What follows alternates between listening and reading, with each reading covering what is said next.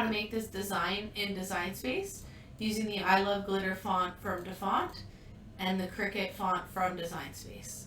So the first thing that you do is create the base layer. The default font in Cricut will say Cricut Sauce. This is the one that I use for my background. I find the letters are big and blocky, so it works really well. The next thing you want to do is download I Love Glitter from Dafont. If you don't know how to use Dafont, there's a video on our YouTube channel that'll show you how to do that. So I'm going to use an example that says I love you for the first one.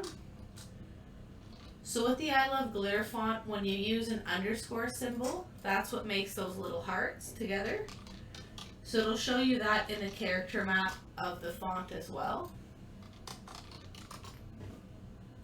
So they have one I Love Glitter Mist for Christmas with Christmas trees instead of hearts, but I'm going to use hearts for this example.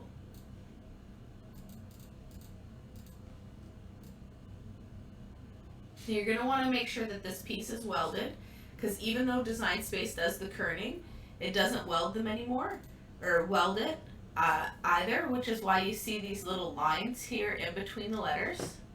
So when you weld it together, those lines will go away. Now because it's kerned a little bit close, this E has disappeared. So what we're going to do is just click undo to go back one step.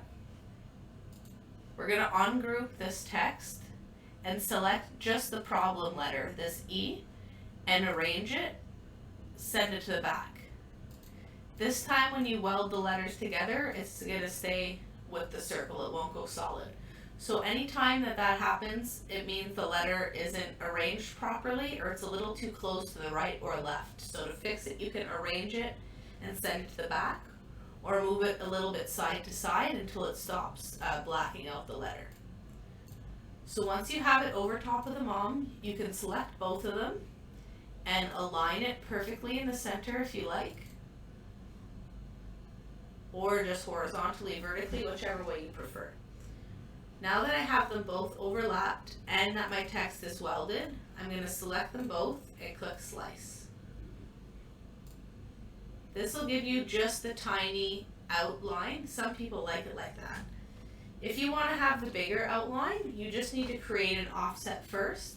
I prefer it with the bigger outline, so I use the offset button up here at the top header. It's only available on the computer and desktop application, so you won't see that on your iPad.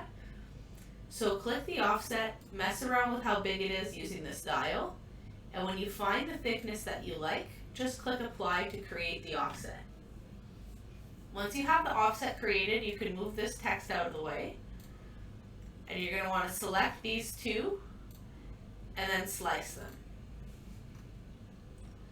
So once you have just two layers selected, slice will show up. If you have a third layer selected, slice won't show up. So once it's sliced, you don't need any of the cutout pieces. You just need this piece here, the main back with the letters. So we're going to erase that part.